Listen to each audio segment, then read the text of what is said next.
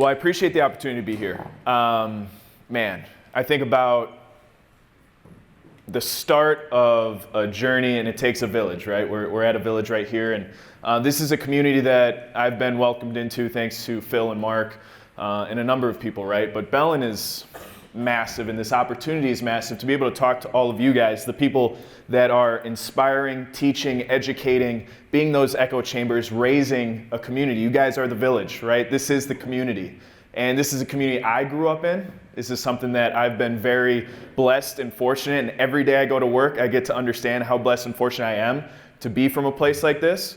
And it all starts when I'm driving home from school one day. Mr. Frieder probably was allowing me to get out of school a little early my senior year. I'm trying to practice and do all the things the right way, and I'm driving home on Velp Avenue. And I had this thought in this Nissan Maxima, the music's going real loud, I'm excited, and I said, you know what? At some point, I turned the radio off, and I was just there with my thoughts. I'm just kind of moving in this car.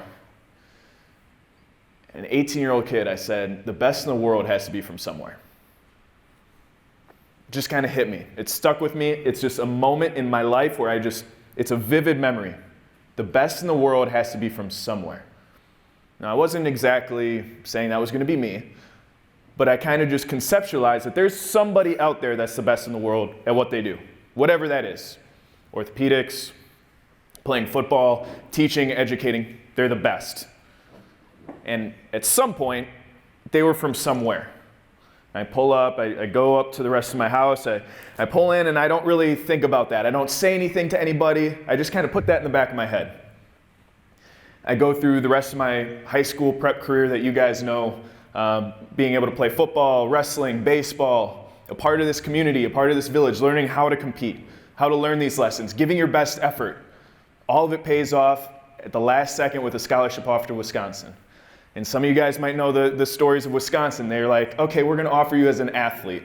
We don't know what the heck you're going to do, but you'll figure it out. I'm like, all right, coach, I trust you. Coach Chris, you got it.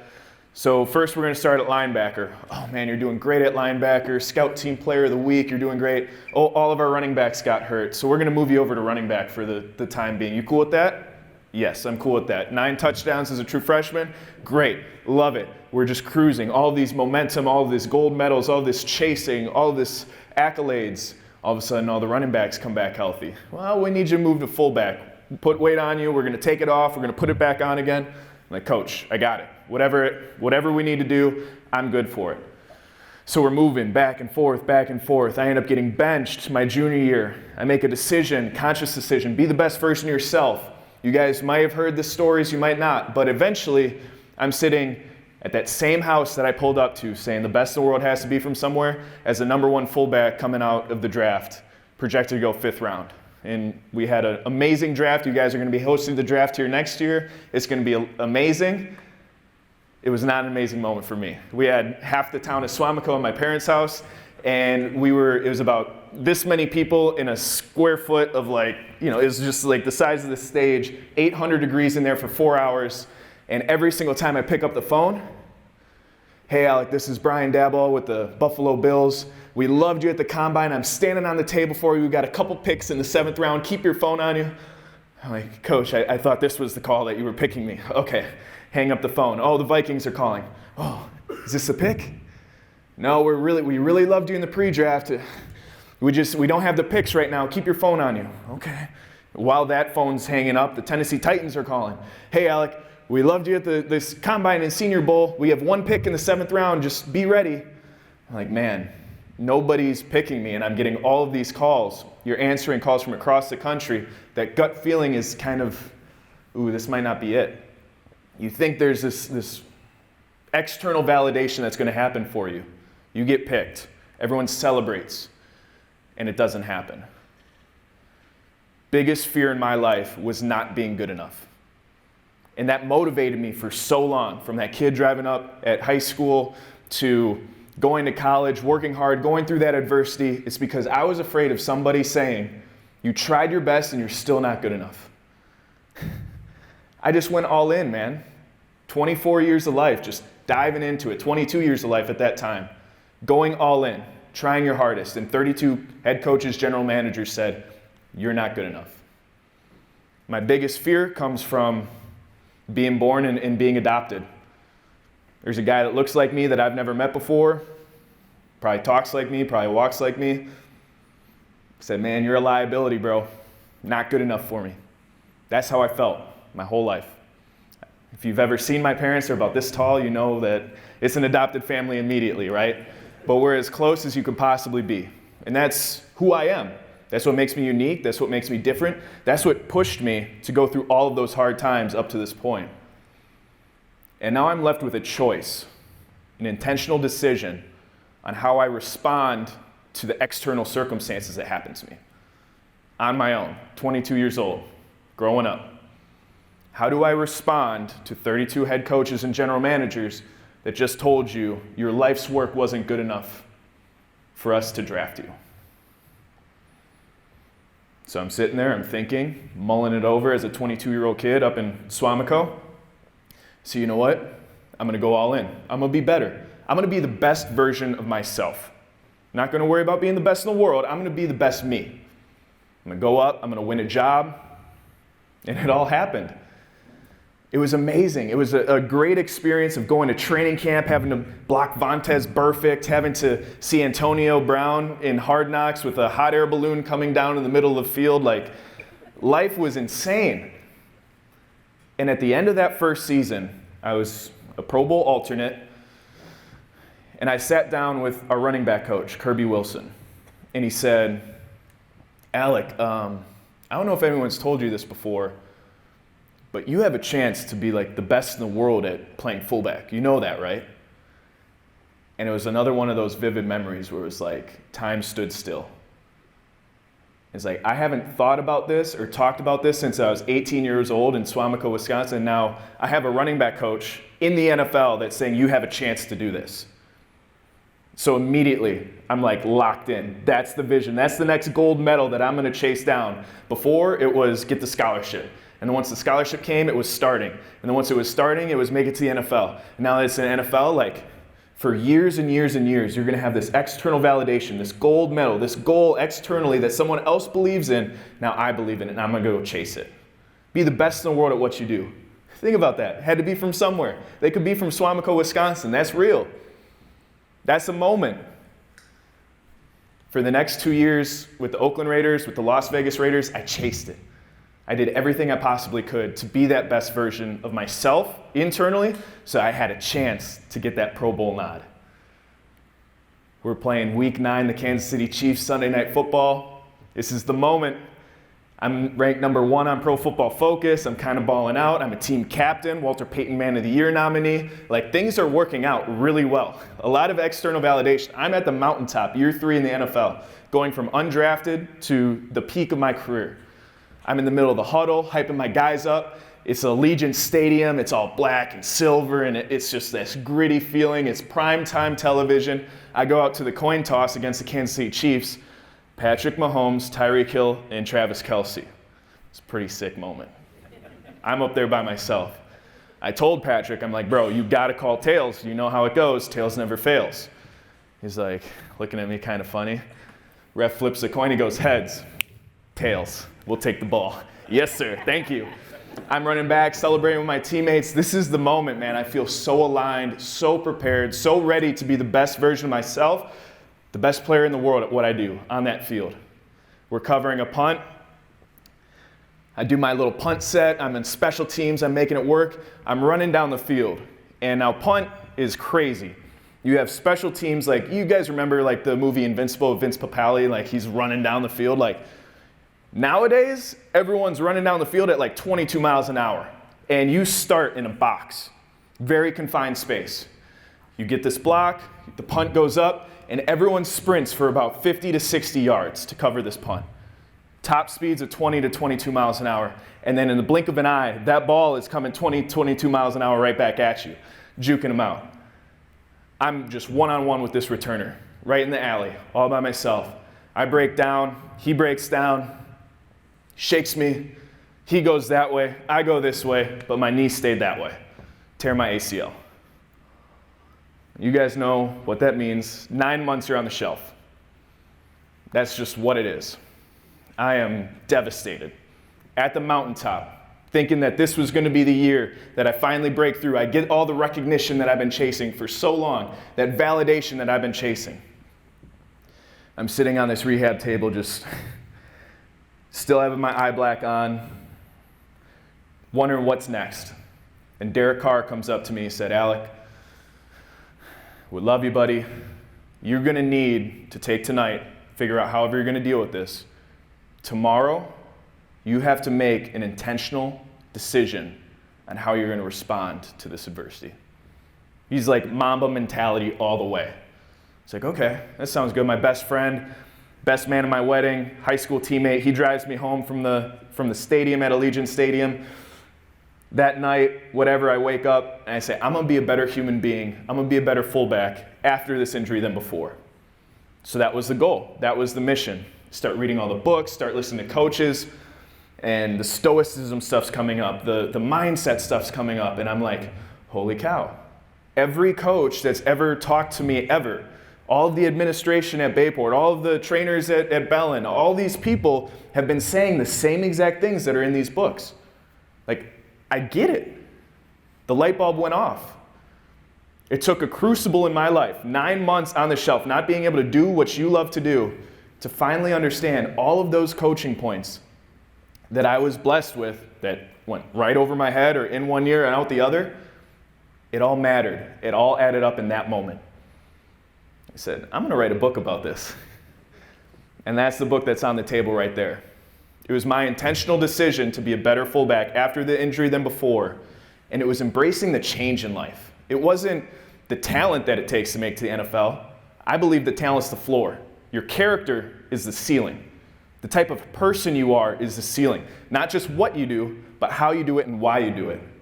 That was the belief. So I start researching, I start writing, I start diving into this, I start recalling moments in a wrestling room at Bayport High School where I am introduced to an altercation, a grown man altercation, and what I learned from that experience and how that allowed me to make an NFL football team. All of the lessons translated from sport to sport to sport. We talk about specialization or generalization as a therapy, or as a therapist here.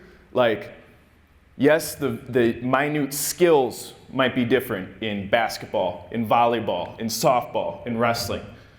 But the process, the mindset, the way you approach things, being the best version of yourself, going all in, having the courage to be as self-critical as you need to be, but still self-confident enough to carry out day after day after day, all these lessons and missions and visions, it's all the same.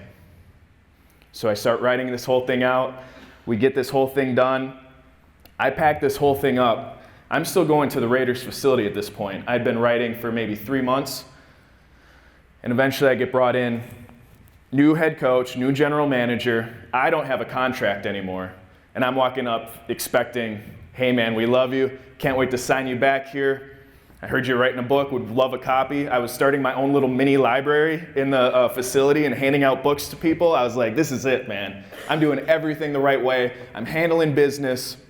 I can't wait to go up and talk to this general manager. He shakes my hand and said, Alec, we appreciate the service of this organization the last 3 years, but we don't need you anymore. Oh, fuck.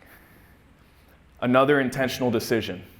How do you respond to this circumstance? I can't control what happens to me in life, but I can control my response to it. So I took my books, took my little library, packed up my locker, took all of these lessons I made, and I said, I'm going to bring this on the road. I'm going to find a new spot to bring this to. Thankfully, Mike McDaniel with the Dolphins called up with that opportunity. And so I have a book that I've written saying, I'm going to be a better fullback after this injury than before. And I'm sitting here on the street, no job. Thankfully, Mike McDaniel calls me, but it's like there's this uncertainty of change that happens in our lives.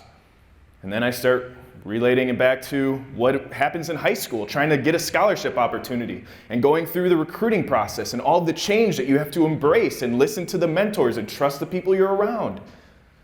And understanding you don't know what that next opportunity might look like, but I can prepare and be as ready as I possibly can for that opportunity. The opportunity of a lifetime is only there for the lifetime of the opportunity. So while it's open, while that door is open, I'm going to run through it. All of these lessons are in this book. All of these lessons are in this curriculum. And I take it, and I say, you know what? I'm going to be a better football player after this injury than before. I wrote a book on it. Hasn't been published yet. It's not on the shelves yet, but I got to go out and I got to walk the walk now. With the Miami Dolphins, career highs in receptions, yards, plays, all of the things. Pro Bowl alternate again. Dang, it's right there. And this last year, your guy did it. Pro Bowl nod. First time. Walter Payton Man of the Year nomination. First time or second time. In alignment, doing the right things. Got a book, got this curriculum. And I'm up there with Mark and Phil, and I'm like, all of this external validation I've been chasing for my entire life, motivating me externally, that's not what got me here. It was the lessons in living with purpose from the inside out, not the outside in. It was being the best person I possibly could be. It was embracing the change in life. I want to take all of these lessons. I'm at the mountaintop right now. I love it. I don't want to wait 5 more years till I retire to share these messages to these kids. I want to be relatable and go through it while I'm going through it. When we're picking up the phone and talking to each other about how cold it is in Kansas City and negative 30-degree temperatures in a playoff game and my contacts are freezing, that's a very good example of how to embrace hardships in your life and how adversity is an opportunity. I would love that experience to happen with these kids right here, right now, so when they turn on the TV on Sunday, they can see it happening. This is real. I'm going out and we are walking the walk together. That was the mission and vision that Phil and Mark and I sat down with Bell and Health and said, how can we do this the right way with the right people? So we got a book, we work on a curriculum to give these life lessons to athletes so that they're focused on being the best kid that they can possibly be. They're working towards showing up on time with a great attitude, with enthusiasm, all the controllables that they can control. And then we're working with the coaches to be able to educate coaches as best we can. I've never had to do that before. We're learning a whole lot along the way, but that's why it's the pilot program, and Phil's reining my enthusiasm back because I want to do all 33 schools right now, and he's like, let's just pump the brakes and let's start small and let's do it the right way. But to be able to empower school districts, entire communities, boots on the ground every single day, to be able to inspire each other to believe in the best versions of yourselves. That's it. It's rare. People aren't doing it, but I believe this place can do it the right way. That's why my family and we're bought a lot of land up here and we're building, and we're going to be here for the rest of our lives because this is the work that I want to do post-football. This is the sustained success. This is the sustained impact after the NFL. Now, don't get me wrong. I'm getting my PhD in fullback for the next 3 years. But when that's over, this is the next journey. It's inspiring other athletes, coaches, athletic departments to believe in the best version of themselves through real life experience, through relatability, through vulnerability, through trust, through storytelling. That's the way that we're approaching it. That's different, it's unique, and that's what makes it special.